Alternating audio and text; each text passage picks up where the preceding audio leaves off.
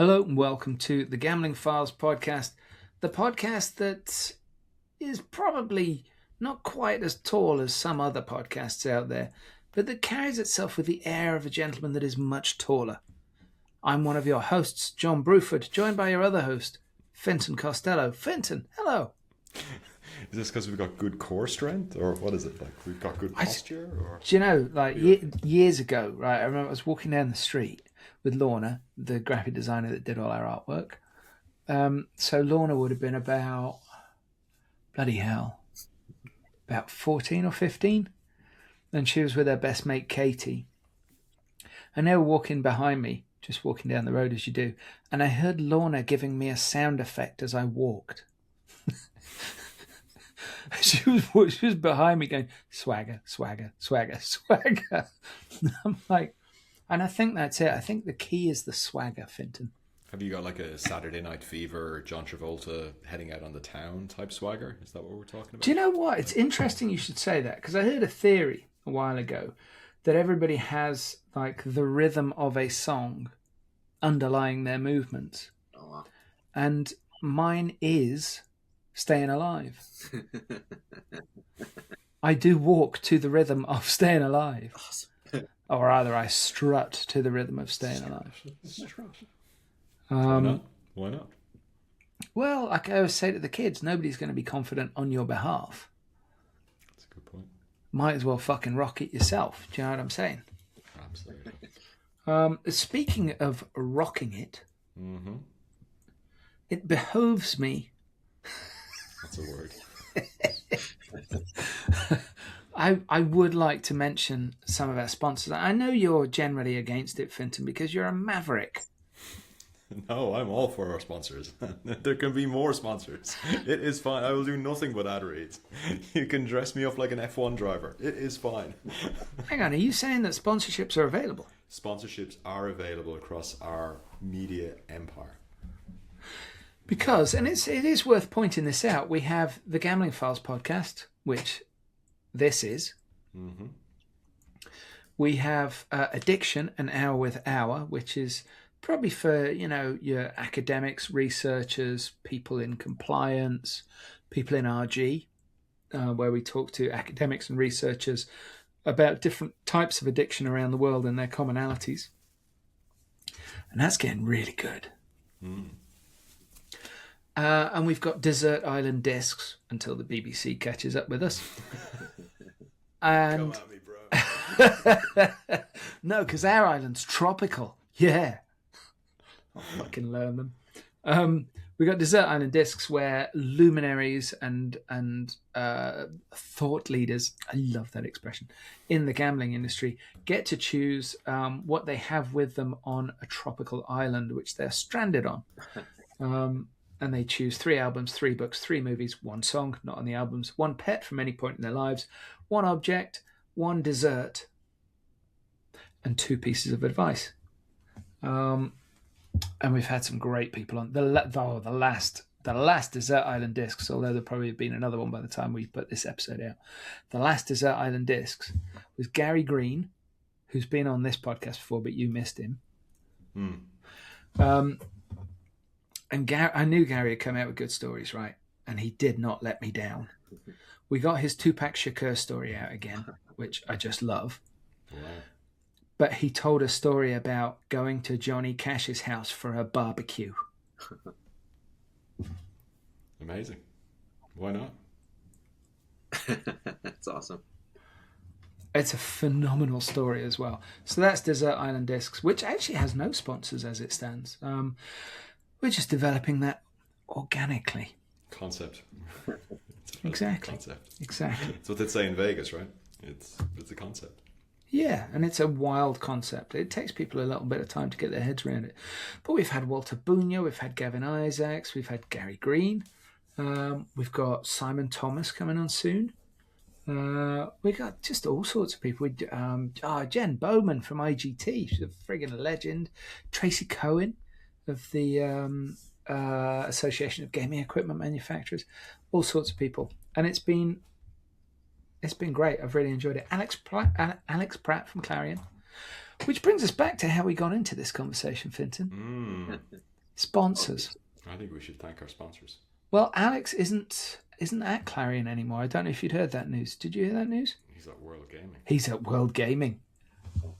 Because they changed their name. They did rebrand. Devious. Do you think they just had like debt collectors coming around and they're like, let's fool them? Just own it. We're a World Gaming brand. Own it. Do you think it's weird that nobody else thought, wow, World Gaming? I mean, it's so obvious. Well, you just play the game and you just launch Universe Gaming, right? Well, it could be World Gaming, but we're Universe Gaming. That's the problem with... Oh, yeah. Finton, I've got an idea for business. Bet366. Let's talk after the show. Come at me.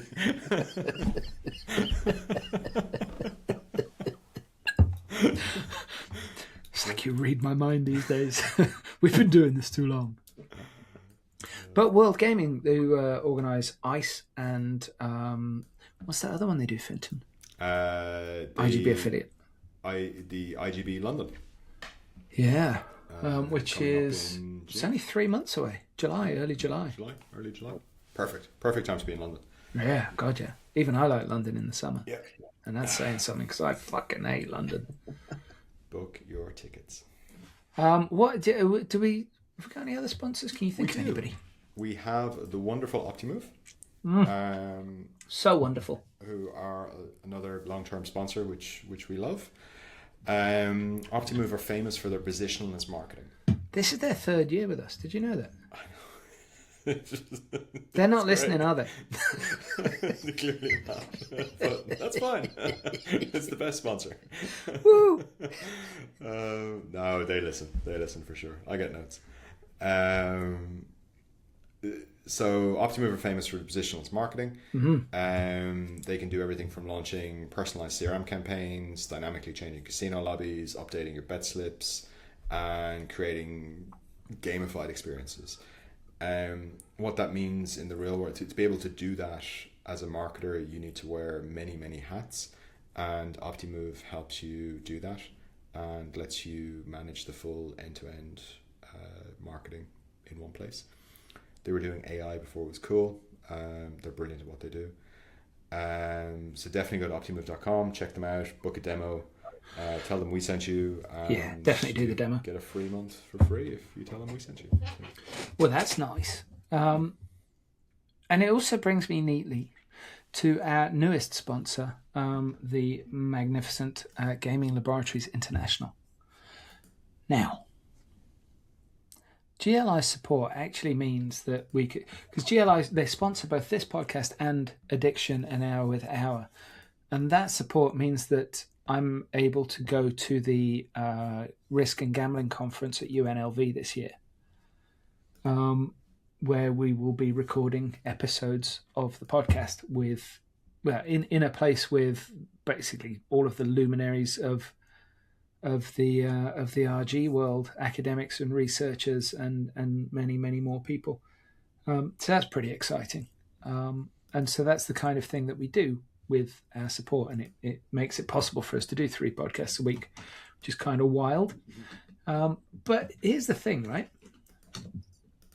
Did you know, Finton, that GLI is a world-class testing, inspections and certification company committed to delivering the highest quality land-based lottery and iGaming testing and assessment services around the world? Really? Mm-hmm. True story. If I'm telling any lies, sue me. No, don't sue. I mean, just specifically about GLI, not about anything else that I might mention in the podcast. GLI provides suppliers, operators and regulators with expert guidance for navigating the future of gaming and ensuring gaming innovations meet regulatory standards with confidence in more than 710 jurisdictions. It's a lot of jurisdictions. Sure is. But for more information, should you want some, and you should, visit gaminglabs.com. But that's all the sponsors right now. Yeah. That's okay. I mean, it's a lot on one podcast, isn't it? It is a lot. It is a lot. You know what we should else do? What else should we do? We should introduce our guest. Oh, we've got a guest. He's been sitting there patiently waiting for us. Well, Yeah, very politely. We're not used to polite guests. But it's a returning guest. it is. And dare I say, friend of the podcast. I'm probably just gonna get the introduction wrong here. But last time he was on the podcast, he had 2 colleagues with him, if I remember correctly. Yeah. But in fact, didn't he have 2 colleagues and Stephen Demar with him? Didn't we do 4 people on the podcast? Or he was booked. I don't know if Steve showed up. Yeah, it was 2 of us, and then I think he called in. I think He showed. Yeah, he did. He showed up fashionably late. Yeah. That's right. Yeah. That's right. Okay, but Principal and Creative Director at Casino Gaming Development, aka CGD, because initialisms are all the rage. Just ask GLI. And also croupier stroke dealer at the Ameristar Casino in Colorado. Angel Espino. Hey. Welcome back. Thanks for coming. Thank you for having me, John. Finton, good to see you guys. Welcome back. Thank you. So I reached out to you, Angel, because I watched a video that you posted on social media. Oh. Yeah. And it did my head in a little bit. I think, did I send it to you, Finton? I did, didn't I? I didn't watch it. Sorry. You sent me so much. No, it was one of those. You know when something catches you in the moment, like, oh, I'll get back to that in a minute, and then you're in the whatever. Would you want to take a minute now? I'll chat with Angel. Pause, But no, it blew my mind a little bit, and it's one of those things where I can't work out the maths in it at all. Yeah. I really can't. I can't. I mean, I'm sure it makes sense, and smarter people than me work the maths out in these things. Yes. But the game looks fantastic. Like, if I saw that in a casino, I would totally play it. Awesome. And there's not many games I would say that about, right? I think it looks fantastic. It looks quick and easy to pick up. A little bit mind-blowing. Well, it's just in the number of different ways to win. Correct. Yeah. So let's stop me. First up, what's the name of the game? It's on your shirt. Yes. The name is PokerJack, and I know the name kind of grabs you at first. What does that mean? So usually when we label a game, we want to make sure that the title of the game kind of pretty much describes, or we hope it describes, the game completely. So poker, meaning you have one side of your hand can be played as poker hand, and then you have blackjack on the other side. So you have the ability to play either or both. So we named it PokerJack. So that's the mind-blowing thing, right? So I'm dealt 3 cards. Stop me if I'm wrong, because I might be remembering the video wrong here. I'm dealt 3 cards face down. Right. And then I look at my 3 cards and I decide whether I want to play it as a poker hand or a blackjack hand. Correct. Yes. And you have a or both point. What's really neat about the game is, like you said, it's simple to learn because it doesn't alienate the player from something completely different. It's still familiar with your 3-card poker variation game. And at the same time, we just added a blackjack wager to it. So it's not too far-fetched. The really cool thing about it is it speeds up the hands per hour. So it's only 1 decision point. You look at your cards, you call either your poker side or your blackjack side, or you can call both. Or if you really have bad hands, you can just fold. So that's like, presumably I'm putting an ante in order to get the hand. If I fold, I just lose the ante. Correct. But it's really interesting mathematically, because I don't know what this would be in terms of statistical probability, but 3 blind cards. 3 blind cards are dealt. I look at the cards. I can go, I want to bet on this as a blackjack hand. I want to bet on this as a poker hand. So you bet on both. And there's so your ante's at the top and you've got like poker on the left, blackjack on the right, or whatever of where the cards are dealt. Correct. And but I would think the statistical probability of not having a working blackjack hand out of 3 cards, I would think the probability of not having a blackjack hand is probably quite high, isn't it? Yeah, it's about 30%, about 30% of the time that you would have a bust hand that you might get over 21. So you add your 3 cards and whatever that comes out to. If you have a bust hand, then you don't want to call your blackjack hand. You just lose the ante. But what's really neat about it, though, if the player has anything between a 5-6 through 21, you want to call even if you have a very low hand, because it's same thing works for the dealer. If the dealer has a 30% probability of busting as well. So it works both ways. So if as long as you don't bust or you don't have over 22, you want to call your hand. Presumably you can't do any of the sexy little things that you can do in blackjack. You can't like split aces or anything like that. Correct. Yeah, because and you couldn't get blackjack anyway, could you? Well, that's the beauty of it, is that it's gonna speed up. It feels like blackjack, but it speeds up the game. You don't have to wait till somebody makes a decision, split, double down, hit or don't hit. So here you just call. Everybody calls one time or folds, and you just. But it's got the look and feel of blackjack, because every time I deal any 3-card poker variation, I always get players that would tell me, it's like, I'm on the wrong table. I got a 10-8-3, and that's a 21. And that's what I got the idea when I was dealing, because I was like, well, if you keep getting 21s, 20s, good blackjack hands, but horrible poker hand, I felt that maybe I should look into it, and the math came out beautiful. It worked for both blackjack and poker. So what's the payout? Hang on, Finton, I've got a crazy idea here. No, get this. This is absolutely mental. Yes. What if you threw in an additional card that was a 0? You just blew my mind.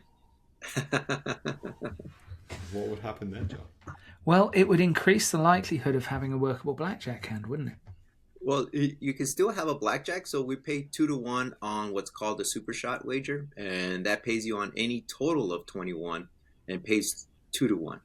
So if the player, that's one of the most interesting things about this game, is the potential for further side bets. Correct. Yeah, we added the super shot that pays you both on your 3-card poker hand, and it pays you as well on your total of 21. So if you have 10-10 ace, it's still a total of 21. And you get paid 2-1 on the super shot wager. Or in my hand, ace 10-0. Well, I like the concept, but it'll just throw the math off dramatically. Yeah, but in a good way. Yeah, I'm going to take some 0 cards into a casino with me. Sorry, Finton, what were you going to say? Okay, so walk me through it. So I bet my ante's $1. I get my hand. I look at my 3 cards, and this is my decision point. Correct. What do I bet next, or what's the? It's called a call bet. What happens next? Yeah, it's called a call bet. So you make one ante for your poker side and one ante for your blackjack side, and both antes have to match. And once you get your 3 cards, you make a decision whether you want to play poker or blackjack or both. If you do, you would have to make a double call bet. So you call your poker hand, or you would call your blackjack hand. If you didn't want to play your blackjack hand, you don't call it. You just lose the ante, but you would call your poker hand. Oh, so it's 2 antes. Okay, I understand. Okay, that makes more sense. Yes. And then 2 call bets. Okay, so 2 antes. I get the option for 0, 1, or 2 call bets. And then the payouts for the poker and the blackjack? They're both even money on both sides. On the ante and the call bet, they pay even money. So that's why we added the super shot. So that way, if you get a really strong hand, for example, 3 of a kind, then we would pay accordingly on the 3 of a kind. Okay. So you'll have to walk me through 3-card poker. Okay. Rules. I'm sorry. No worries. I can. I'm more a Texas Hold'em guy. I've never done 3-card poker. So, explain. Yeah, just explain that to me. Sorry, no problem. So every player receives 3 cards, and the dealer gets 3 cards face down. Both the player and the dealer get 3 cards. So the whole objective is that the player gets to look at their cards, and basic strategy would tell you want to keep like a queen 10 or better. On basic strategy, and on the dealer side, on the traditional three-card poker, the dealer needs a queen to qualify.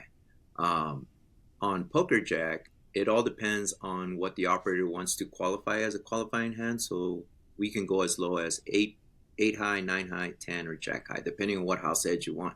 So let's say hypothetically we're going to go with the 10 for the dealer side, but I'll go through that in a minute.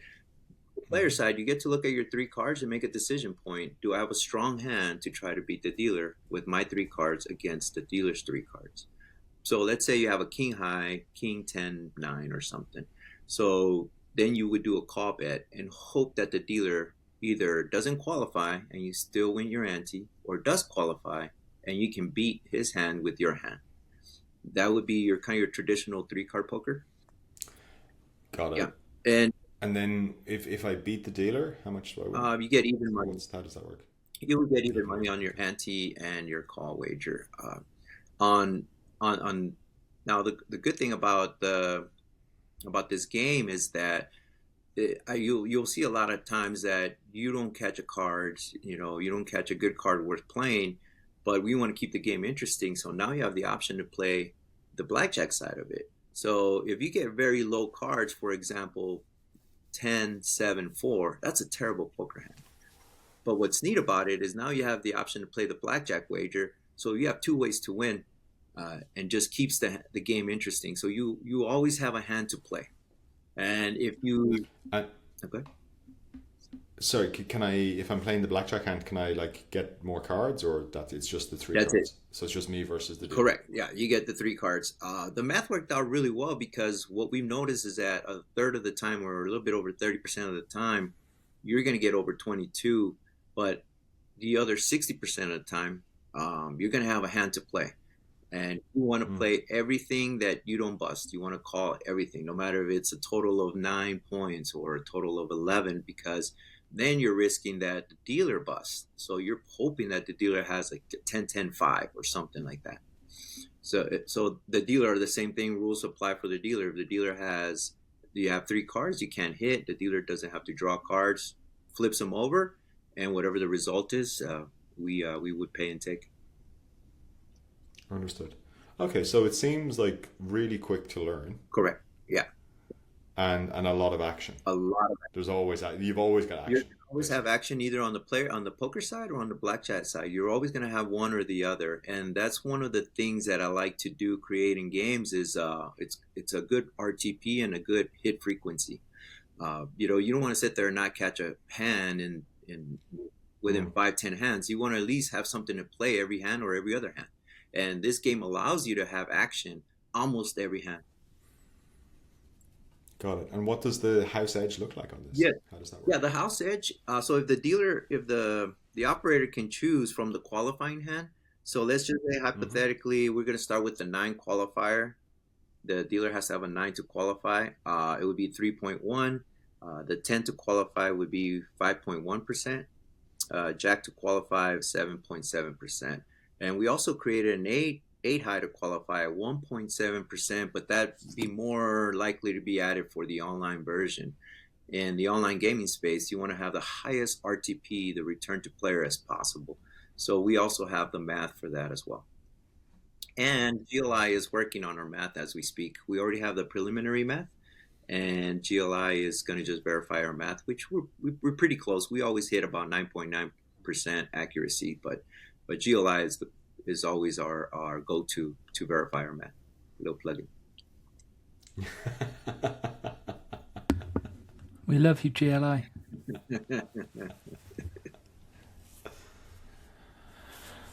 It's okay. Presumably, for this game to be launched, you've been testing. Has it been at Ameristar? Where has this been tested in a casino? Not yet. We just did the soft launch at IGA in San Diego, and about a couple of weeks ago, a week and a half ago, and we invited some of our operators to come and see it. The video you just saw was an influencer that filmed it. His name is Casino Fanatic Andy, and he reached out. He goes, "I like the game. Can I film it?" So we did, and he put us on the map. Now we have about 5 operators that are interested in the game now. Some properties in Minnesota, in Michigan, California, and so in Las Vegas. So we're excited to just get it out there. So as soon as we get the GLI report completed and verified, then we can start putting applications to game approval in certain jurisdictions.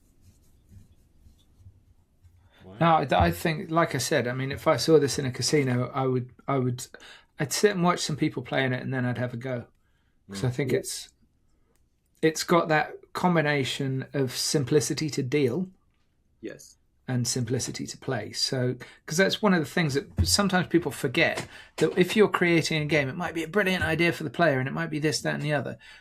But if it takes too long for a dealer to learn, you're screwed. Yes, 100%. I'm glad you brought that up. And you're essentially... Yeah, I'm glad you brought that up, because we've had some games that we've developed that are a little bit, it takes a learning curve for the dealer to pick it up. Card payout, it's a great game. I think it's the next payout. But the house edge, it takes a little bit more focus to learn the house edge. So it's a whole new strategy. The dealers have to rewire their brain from traditional payout to new payout. So for this game, I went back to the drawing board and just keep it simple for the dealer, simple for the player, and not try to reinvent the wheel all over again, and just add something to something that's familiar already. And what's really neat about it is the hit frequency. So one thing that I focus, like I said, is the hit frequency, the RTP. Players like to hit something. You might lose 1 unit, but win 2 units. It feels good, and you want to keep people on the seats. So, but the learning curve is on the dealer side. It's such a big obstacle. Trying to learn new games. It's not everybody wants to learn a whole new game. You just want to go back to work, do what I'm doing, and don't change anything. So what I like to do is create a game that's easy, and it's also fun and exciting for the dealer and the players. And with a good house edge, good return for the house too. They're happy and everybody's happy. But simple is the key now.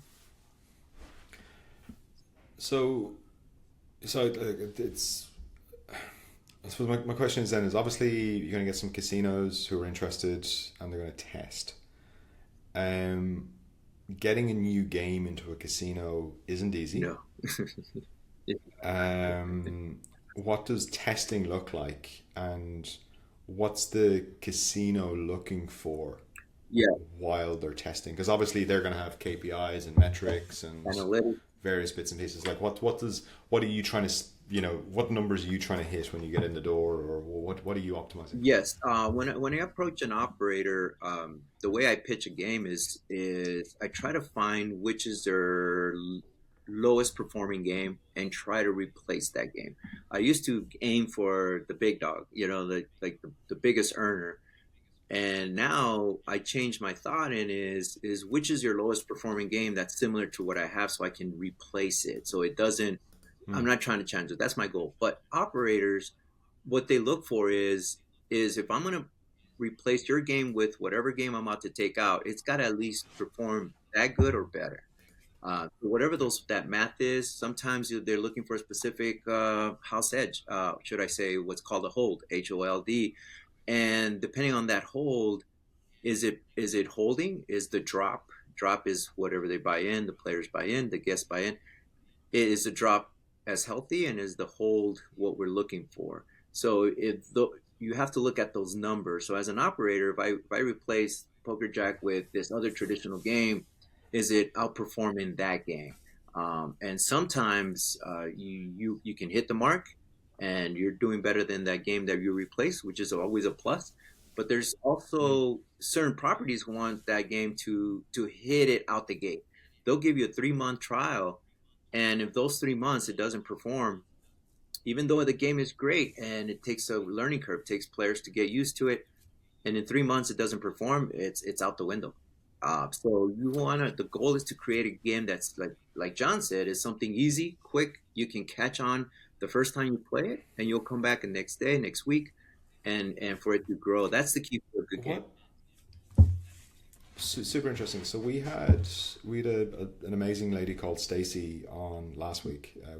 We recorded last week with her, and she works for a company called Ncube, which is a Canadian company that helps casinos map out their floor plans and like optimize floor plans and maximize revenue. And but it's not just revenue; it's also looking at like customer flow and where they're sitting, and so it's a whole dynamic kind of floor plan of customer flow.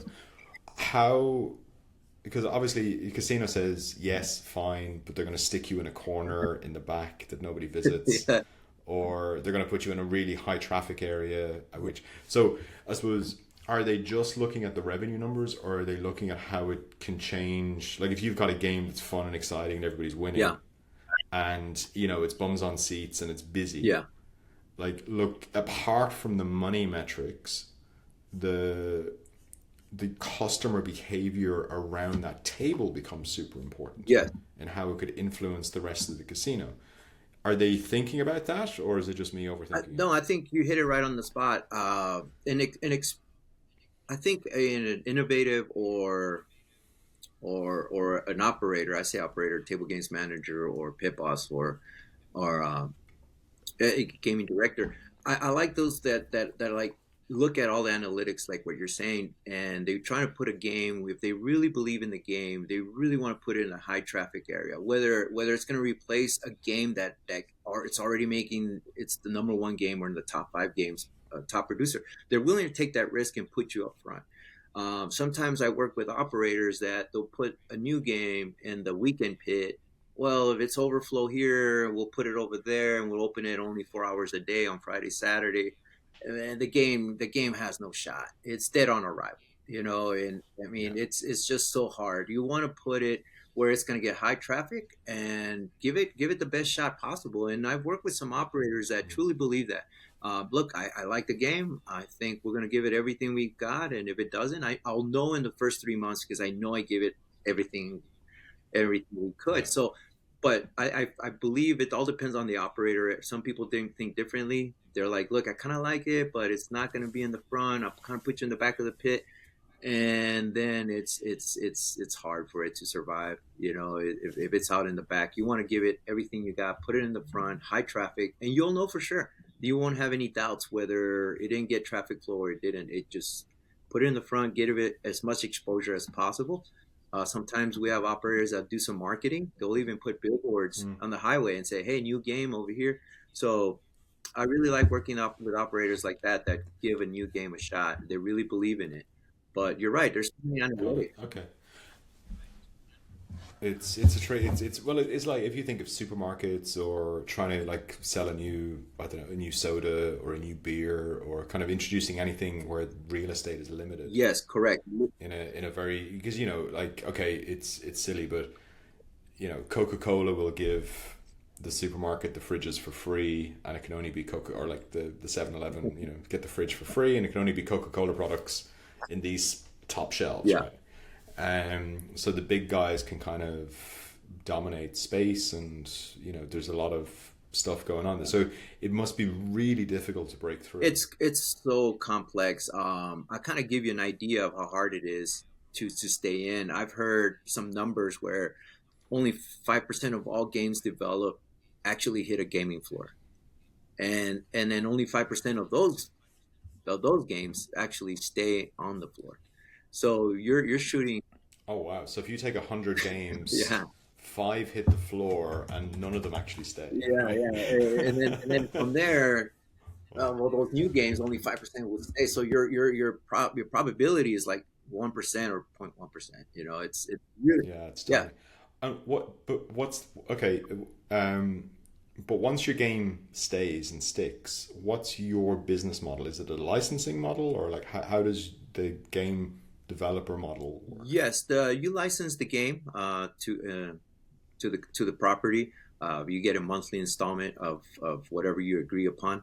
And our approach, like you said, like Coca-Cola is like you were saying, or a different product manufacturer. Our goal is to wrap what I call the CGD Max site license, where you get all CGD products, 7 games for one price, and you get unlimited games. So because we're a small operator, we're a small operation, we want to get exposure. So we're trying to give you our whole library for one price, and you can use as many games, as many titles, and then you get grandfathered in for future games. So right now we're working with, we're trying to double our library. So we're working about 7, 8 more table games. So all those will fall into your site license.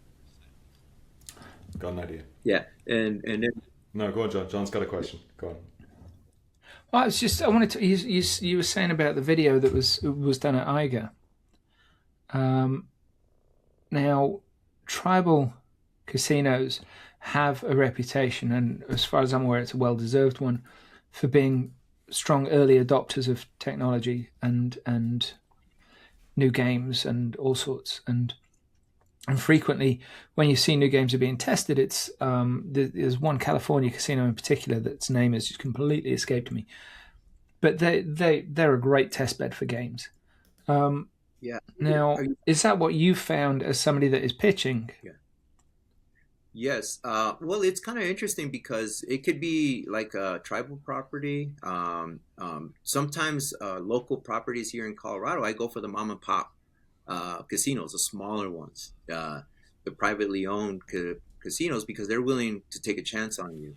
And the bigger properties, it's harder because they're looking for the edge, aren't they? Yeah, they're looking for the edge, and they're also not risking too much. The bigger properties that get high flow traffic, they're like, well, this game has to make me, 50, 70,000 a day or whatever, and it's got to hit the mark right out the gate. So they don't want to take a risk on a new game.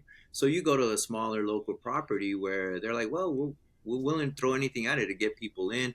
But sometimes you'll be surprised of some of the smaller properties. You have the most innovative table games managers where they're like, they're looking for that edge. Like you said, they're looking for the next big thing. And they're the ones that actually discover more games because they're willing to take a chance on anybody. And I really like the way they're forward thinkers.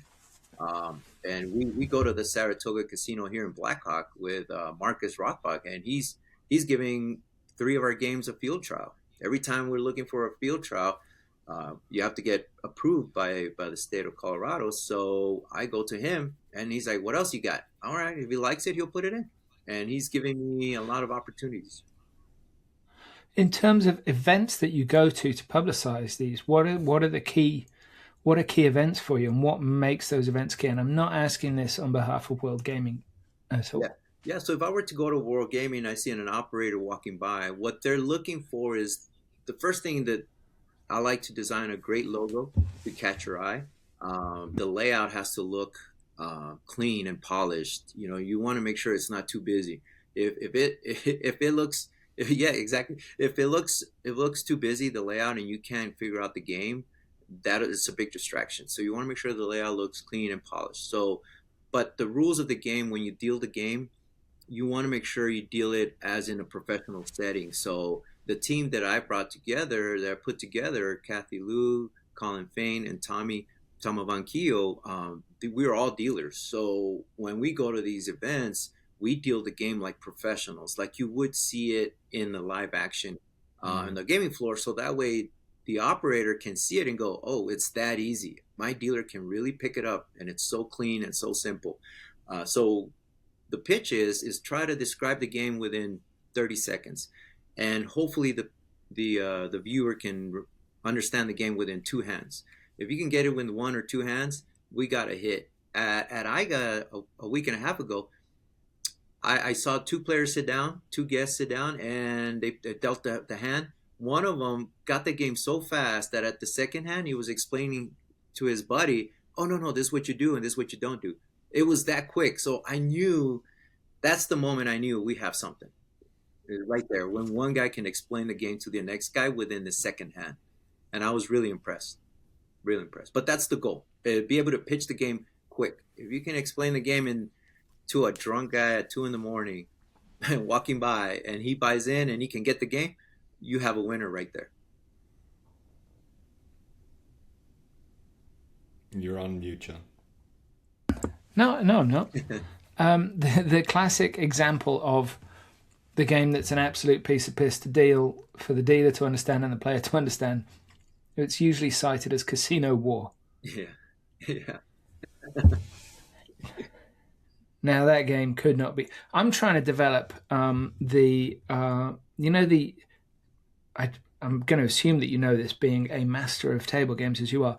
The game Shithead. Are you familiar with Oh Shithead? no, but I think you mentioned it last time on our interview. Yeah, he's only got so many stories. I'm still trying to develop the end game of Shithead as a casino game, but I think it's got legs. Well, let me know. Send me the rules of play, and then I'll figure out how. I might cut you in on my deal. And what would be the logo though? I'm kind of. Well, that's where it markets itself. It just becomes the poop emoji, right? This is easy.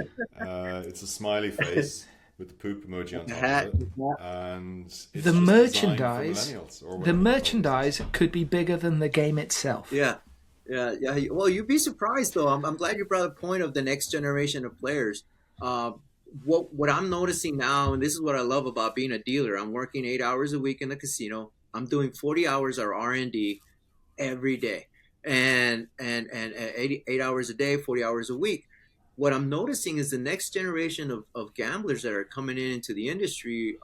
They're younger, of course, and they're looking for the quickest, easiest game. We call it the TikTok generation, right? They just want instant gratification, no decision points, no strategy. So I don't know if your game might hit that mark. Never know. So funny you should say this. I was watching The Pit the other night with my wife. It's this like new medical drama set in ER. Basically, it's like ER 2.0, right? And I'm watching it, and I'm like, oh, I get it. They've made it for TikTokers because the storyline kept shifting every like 15, 20 seconds. Yes. To like the next thing in the ER and the next. So there's like 7 or 8 storylines all happening at once. Yes.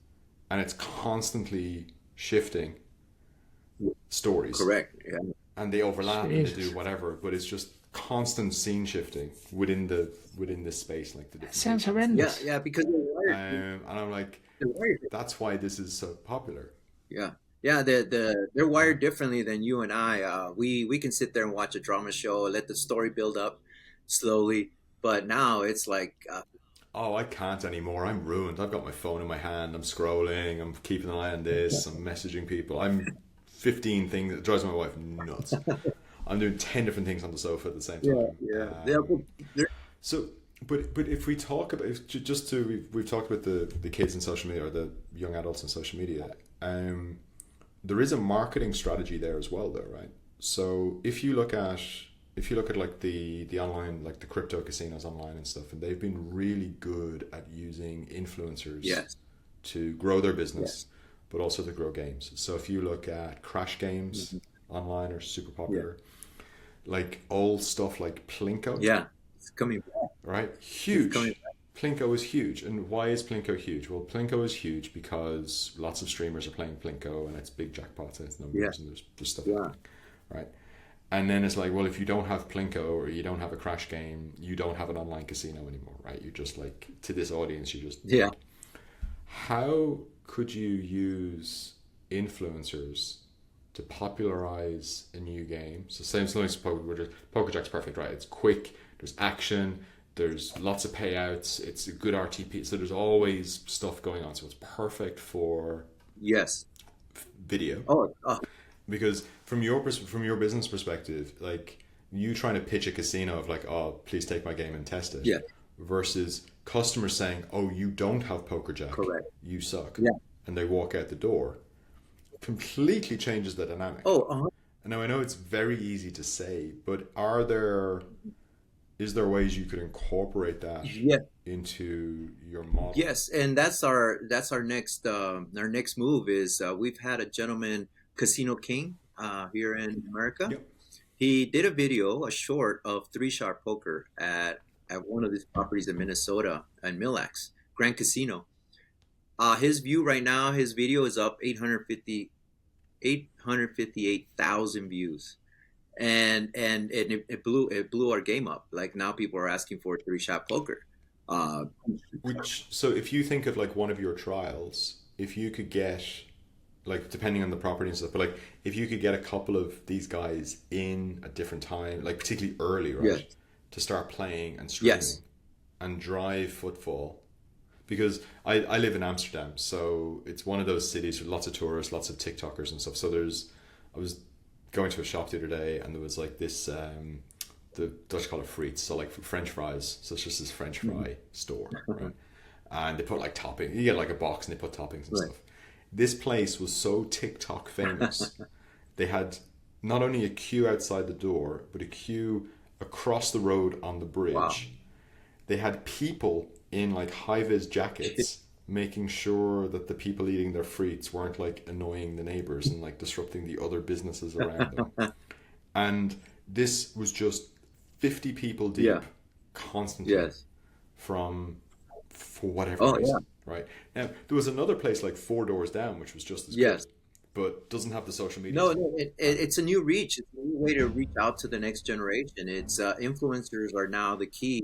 And a lot of properties, a lot of casinos are starting to realize that and allowing you to stream or film. You don't have to do live streaming. That's the biggest worry for privacy issues and stuff like that. But that's the way to go. And I'm reaching out now to a lot of influencers and invite them to the next.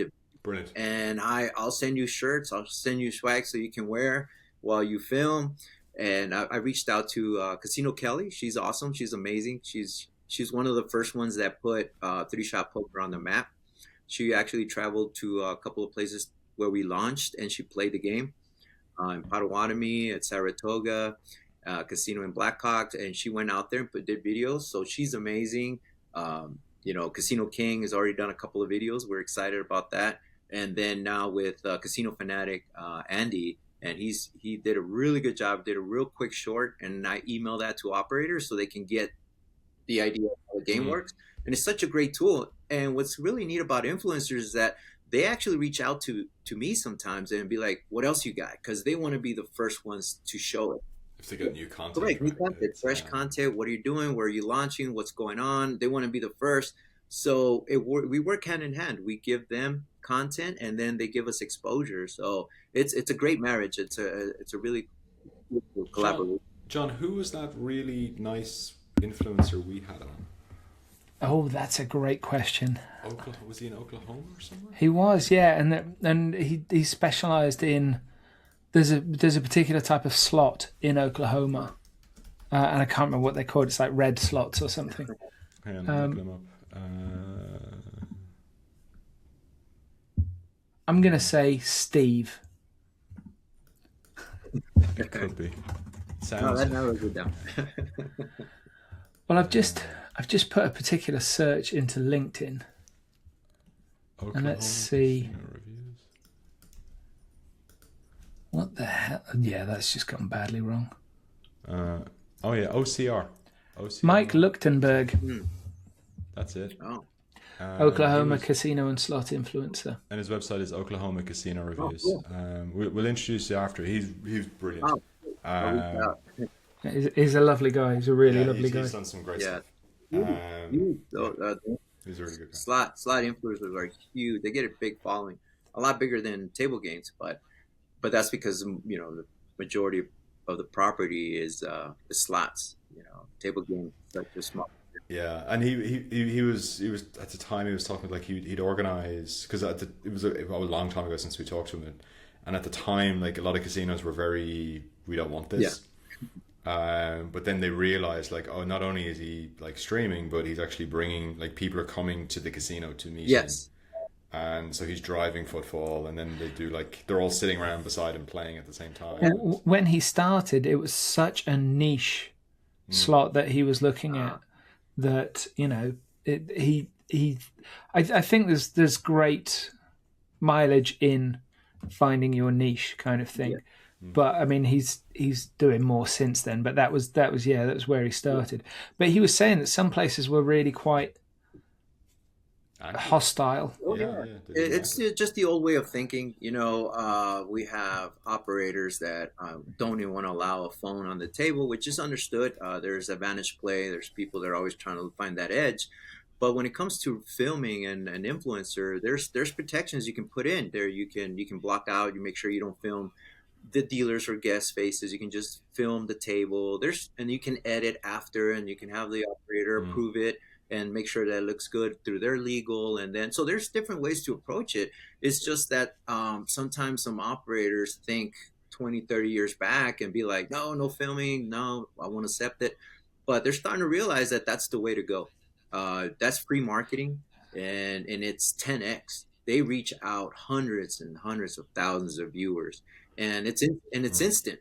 You can film today and post it in a few minutes, a matter of minutes. So it's a huge advantage, and I think that's the way to go. That's the future. Influencers. I was talking to a guy in Northern Ireland who does food reviews, and he reckons he can cause traffic jams at the weekends with his videos. Oh yeah. So he can just gridlock a place. Yeah. With, that's powerful.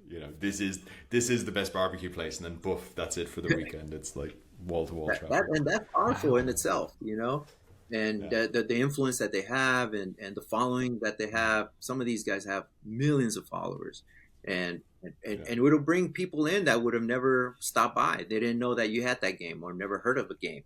And yeah, exactly. It's and for us, we don't have a marketing budget. We don't have a marketing team. It's just us. So getting involved with influencers is a way for us to compete with the big guys. Makes sense. Makes perfect sense. It's honestly, it's just that should be your tactic, because if the customers are demanding the game, the casino's got no choice. Correct. Yes, 100%. It's easy to say, but that's it'll really help. And then the flip side is, if you've negotiated it, okay, we're getting a test, okay, what can we do to activate it? Yes. To drive our own traffic to it as well, and then just create that kind of buzz around. Correct. Yeah. Well, I'm talking to an operator in Blackhawk, and they're considering to put in one of my games. So I already got a contact with 3 influencers willing to fly in and be at the launch of the game. So. Oh, fantastic! Well done. Yeah. Well yeah. done. They said it's okay now. They're like, we'll approve it. Let them reach us, and then when we launch, they can come in. Now we have 3 influencers that are going to reach out over 1 million people. Instantaneous. Oh, that's it. You're gonna fly. Okay, brilliant. You got it sorted then. Good. Yeah. You got to get creative when you don't have a lot of resources, man. Exactly. Necessity is the mother of invention. Hey, yes, sir. That's why I love horror movies. I've also just messaged Mike and said that we'll put you guys in touch. Oh, thank you. I appreciate you doing that for us. Thank you so much. I just did it just now because I'd forget. I'm the same way. I'll be thinking about it. What was that thing I was supposed to? Up to the next. That's it. Fenton's the organised one here. Oh, nice. Well, somebody's and it pains me to say that. He's the organised one. He's the details guy. He's got hair. What am I even doing here, Angel? Well, you bring the entertainment value. I like your sense of humor, your dry sense of humor. I'm not even sure about that. You're in a bad mood, or you're in the happiest mood. They're all pretty similar. It's a very tight range. very, very even. You'll talk about the weather. It could be good or bad. I don't know. You're like, is it rain? Is that bad? Is it good? Do you know though? Right, my kids. I got some. I got birthday cards off my kids last year, and they all said, "What a happy dad I am." You see, and I realised with my kids. Although somebody in my life has recently said to me that I just don't display any emotion whatsoever. And I said to that person, I said, no, that's just to you. Because to the kids, I've always made sure with the kids, I always smile when I look at them. Because I need them to know how happy I am to be around. But I think they also already picked up on your humor. So they're like, if you're saying something, they probably go, oh, it's just dry sense of humor, or you're just making a joke of something by acting a certain way. Am I though? Example, perfect, right there. Or am I just a terrible, terrible human being? I love it. If people want to play PokerJack, is it available on your website or videos, or where can people see the game?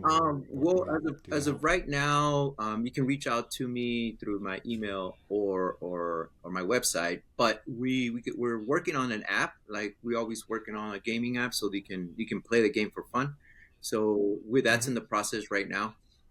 Because yeah, Cool. we just did the soft launch. So once we get a good response, then we know to invest the capital into an app and then start marketing. It'll launch at G2E. The official launch would be at G2E. We're going to give away some swag, some shirts, some, get to play. There'll be a tournament to play and be the top, get the top tier to win some gifts. Finton, if we get another sponsor, we might be able to go to G2E. Come on out, guys. But I was thinking, why I was gesturing to my cup here. This is real estate.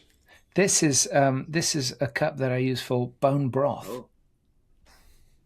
It's good shit. You're a caveman. There's a lot of real estate for a logo right there. A lot of real estate. Exactly. But it gets better because we have one sponsor here. And oh, genius. Or one sponsor with 2 messages. Yeah. I like that real estate nobody's tapped into. Well, we've been saying about putting a sponsor on my head for a while, but nobody's been brave enough to come forward and do that. Only if it's a tattoo. Yeah, no. Maybe the tattoo is the more expensive option. We could get up to 4 figures for that. Yeah, we'll send you some swag so you can wear some of our shirts. Perfect. Do you know, Finton is always the one that gets all the swag, unfortunately. Happened once. Happened twice. Yeah, 3 twice. Yeah. Actually, there's the swag corner over here. You can't see it. Swag corner. He's being really modest, Angel. He's got a swag wing. Nice. Yeah, I'm sure. That's cool. We'll send you some stuff, man. I think you mentioned you it's like something to, all successful. Do a lot of outdoor activities. I remember. Right. Yeah. So something that will go with sports athletic gear or something. T-shirts always work. We always need T-shirts. Underwear. That's a great marketing. I promised a podcast in my PokerJack underwear. And we can do that in the reads. You can be like, John, are you wearing your PokerJack underwear? And I go, Finton, I am. No, we just flip the camera. We just film from the waist down. Something right. I can't see that being popular. I've got to be honest with you. Audio numbers shoot up. Also, worth pointing out that it's always very, very cold where I record. Sweaters and jackets. Okay, cool. I keep this room refrigerated. It's my refrigerated podcasting room. There you go. So, Angel, thank you very much for joining us. Much appreciated. I love the sound of the new game. I really genuinely do, and that's why I wanted to get you on again because I think it's I appreciate you. Novel enough, but simple enough that I think this might be one that really goes places. And I know how hard it is because I know like Jeff Hall, Roger Snow, obviously Richard Marcus, friend of the podcast, and talking to those guys, I know how incredibly difficult it is. Yes, yeah. So we'll keep our fingers crossed for you because I know there's a lot of good games over the years that have just when they're live on the floor and it's it's sort of it's no longer a concept, it's reality. Something's not quite. But I think this has got a bit of everything. I think this is it. I think this is I believe so because of the simplicity of it, and also it's you have to be at the right place at the right time. You not only do you have to do your due diligence and create a great game, but you have to be at the right property at the right place at the right time. If the economy is right, if there's flow, if you're in the right demographic, or you just have the right promoter, the right marketing team in the property. The right dealers to sell it and push it. So a lot of things, the planets literally have to align for you. You can do your work and put in all your work, do your due diligence and do your research and analytics, but you also have to have a lot of luck on your side. Agreed. Fingers crossed. But it sounds like you're doing everything right. To create I appreciate it. That's it. Yeah, I appreciate it. Sweet. Thank you very much, Angel. Well, thank you for having me. I appreciate you, and I think thank you for all your support. No worries. Peace out. If you've enjoyed this episode of the Gambling Files podcast, please find us on LinkedIn. Give us a big, juicy, succulent like. That nearly went wrong. You can find us under the name The Gambling Files Podcast. You can find us on Twitter under The Gambling Files. I think the handle is just @GamblingFiles. You can connect to myself, John Bruford, or Finton Costello, also on LinkedIn. We're also both on Twitter. And you can find all of our previous episodes at www.thegamblingfiles.com. If you enjoyed it, please share, tell your friends, tell your family, tell your colleagues, and we'll see you next time.